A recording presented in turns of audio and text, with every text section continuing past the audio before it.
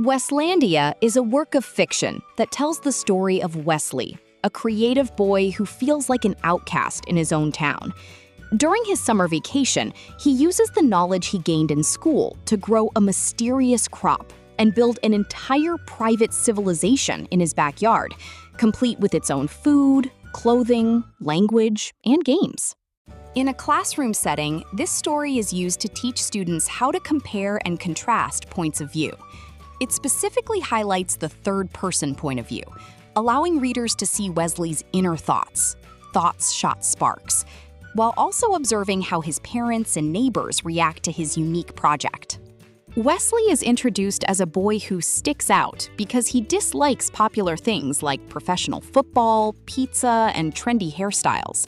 His father mockingly suggests he will never use the knowledge he learns in school, which inspires Wesley to prove him wrong by starting a summer project that tops all others. Timeline: late June, early July. School ends and Wesley decides on his summer project after a week of listening to lessons on seeds and civilizations.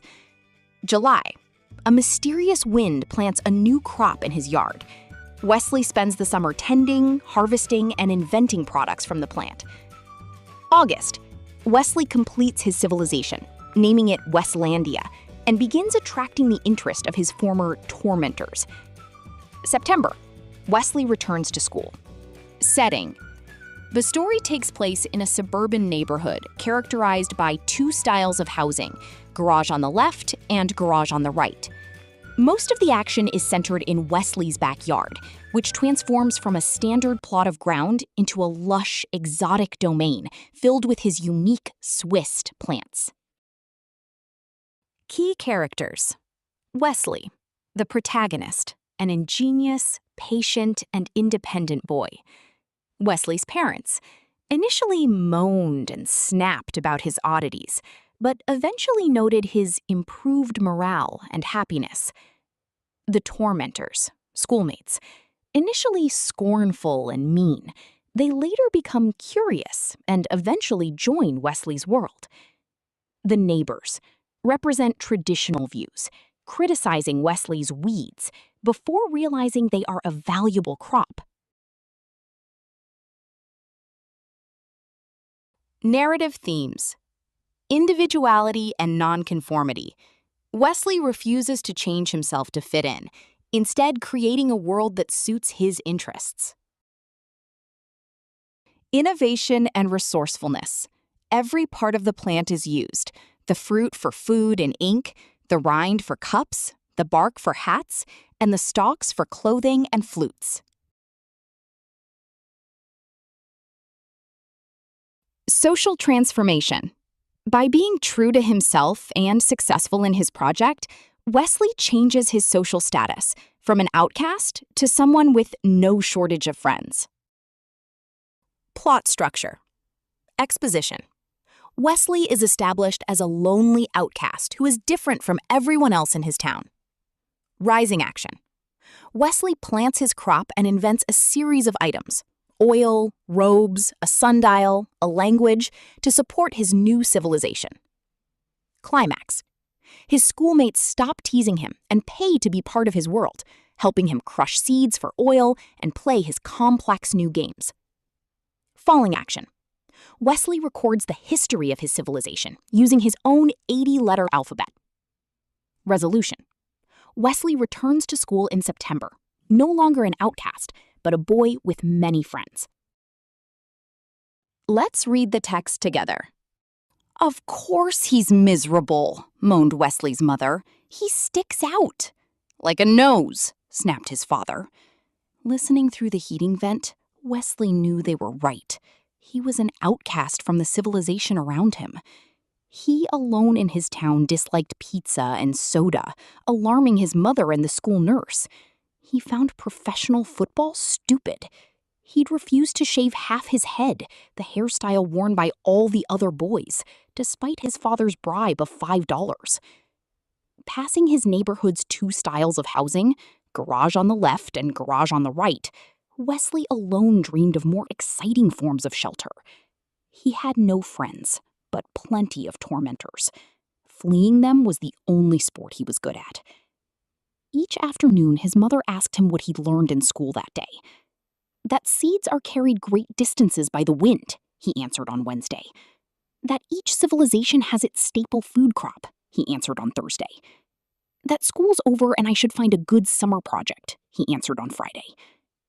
As always, his father mumbled, I'm sure you'll use that knowledge often. Suddenly, Wesley's thoughts shot sparks. His eyes blazed. His father was right. He could actually use what he'd learned that week for a summer project that would top all others. He would grow his own staple food crop and found his own civilization.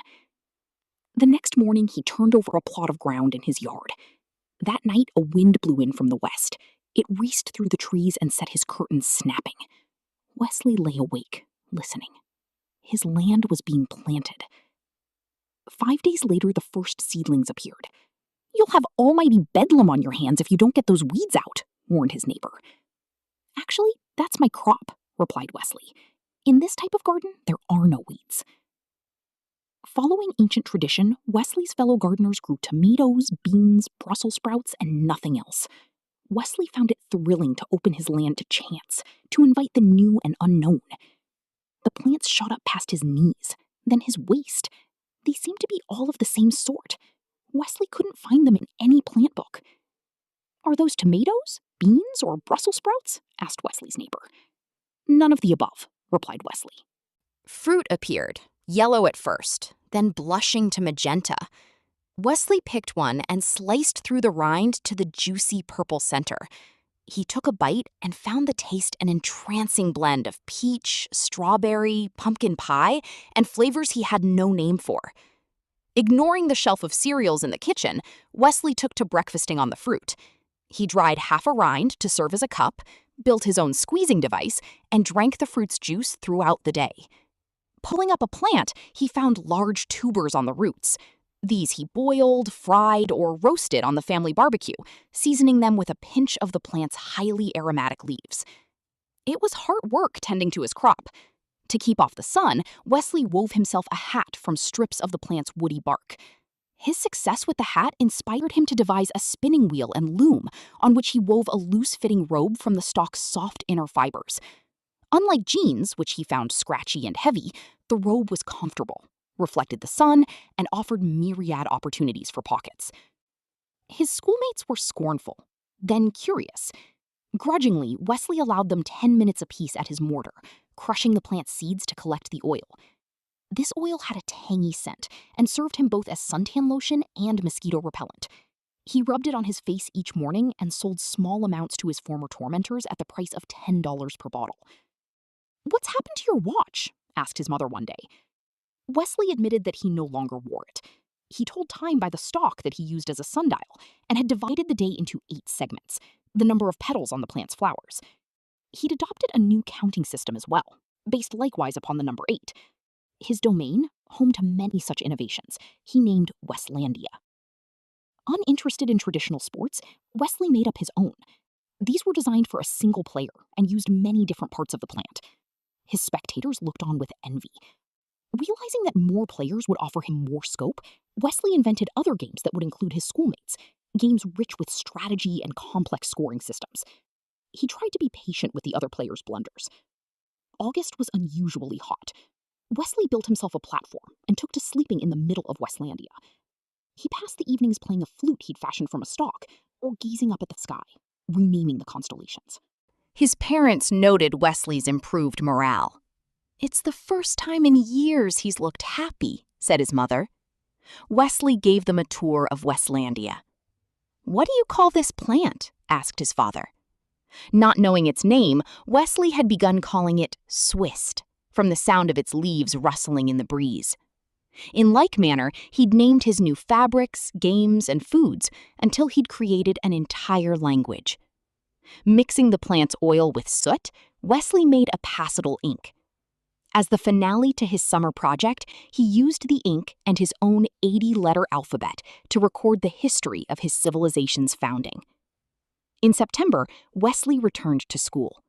He had no shortage of friends.